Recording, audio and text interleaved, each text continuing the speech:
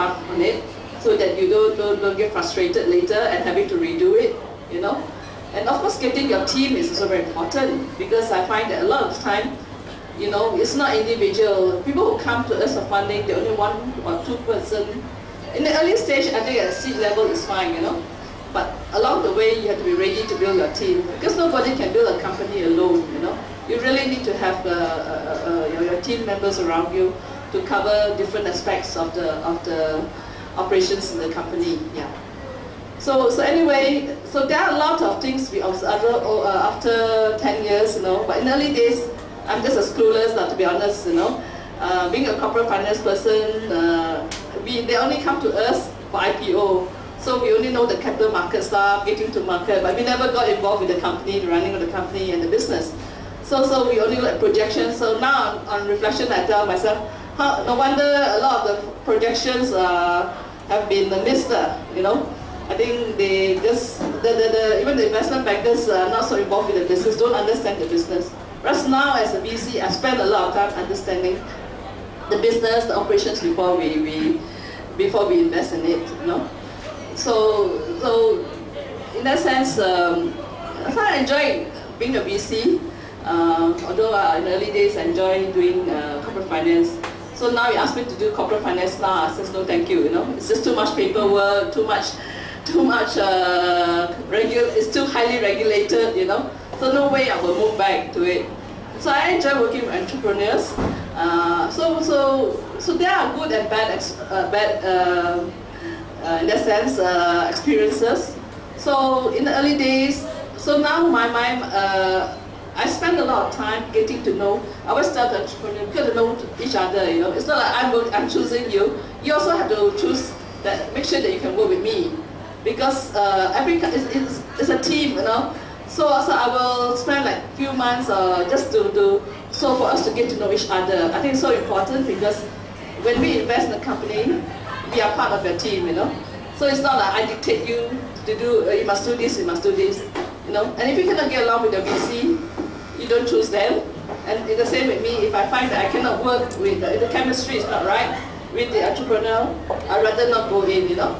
Because you find that you don't want to get in the company and spend half your time fighting amongst the board of directors and shareholders. You know, you want to be more positive, build companies, you know.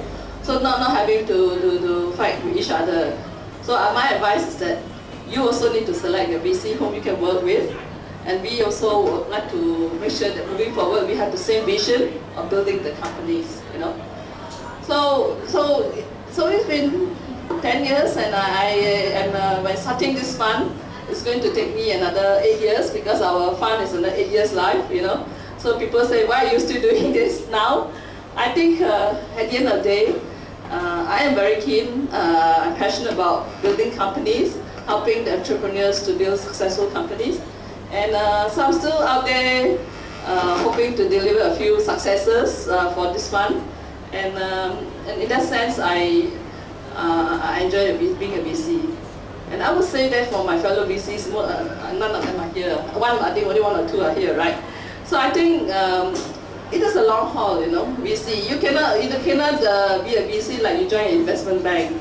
Investment bank is transaction based, you know. When you're a VC, the minute we invest in a company, we could be in the company for at least 3 years, help them build it, and take them to exit, you know. So just to go through a fund is 8 years. So if you're not committed to do that, I would think the VC is not for whoever, you know. If they just want it to get they have to commit and enjoy doing it. Otherwise, you mustn't be an investment banker, and then it's all transaction based, and you know. So I think there's something which the VCs also have to recognize. That is a long haul, you know. I mean, Lipu always says it's a marathon, you know, PB, you know.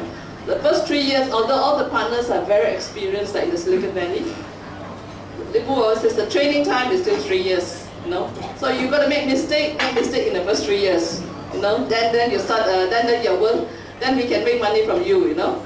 So he always tells us that. So most of the people have like 10, 20 years experience, and yet they still have to go to VC training, you know, how to make investments and all that. So it is a very different mindset to be a VC. Okay. So I think That's all I should say. Maybe I like to be more interactive. Let you ask some questions. I think that's better. Yeah. Okay.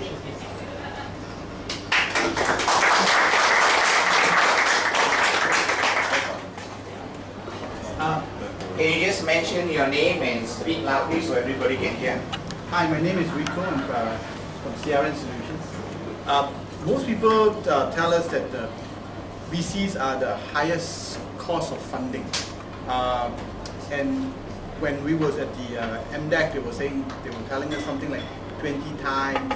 What is your risk appetite and what is your investment appetite in terms of equity for companies? Yeah.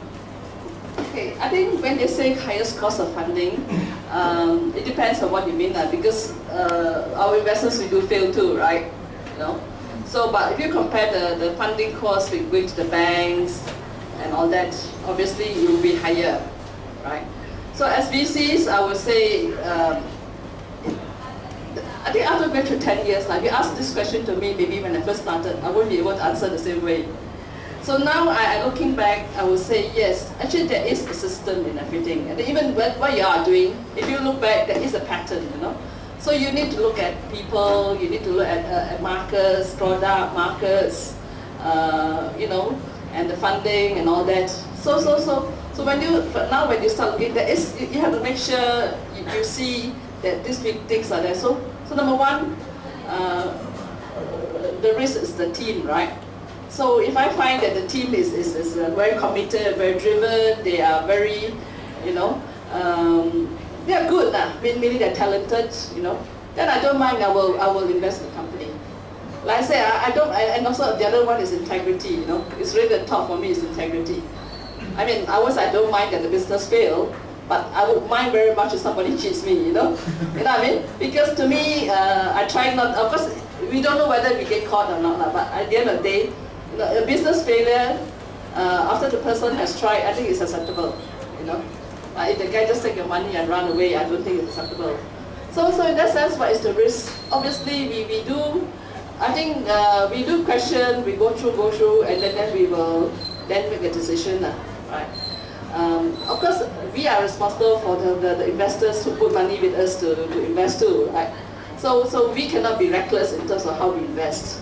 I mean, I'm responsible, meaning that I raise funds from MAVCAP. I'm responsible to return to them with gains, you know. So in that sense, I have to be very careful how we make the investments. So we start off by saying, yeah, we look at 3 times returns, an average of 3. That means we give 1 million, we expect to get 3 million back anytime we exit, whether it's 1 year, 2 years, 3 years, you know. That's our fund life. They just go on returns on the fund. So we go 3x, you know. And then the valuation is the other thing, right? How do we value? See, if you come to us, we have to do a valuation. How much do we value so that we know how much equity we get in your company? So we have to go through that. This is when the CF, our corporate finance experience really helped me, you know. So you know that the valuation aspect is, you know, we've done after hundreds and hundreds of it. You more or less know more or less what to look for, yeah, in that sense. So after that, then of course we spend a lot of time building the company. So we bring in, we spend time how to strengthen the board, how to introduce customers to you. You know, so those are things we do with all our companies. Yeah. So when it says risk is very relative, right? You know, but we will have to do our own calculations and see whether it's worthwhile to put in the investment. Yeah. My question was, what was the minimum stake you will take in? A minimum stake, I would say, ideally we like to take around 20%. But in some cases we go below that 10%, you know, or even less, yeah. So we do that, yeah. Yes, as I said. This is Matt from Teak Ventures. For some of us, the entrepreneur, for example, after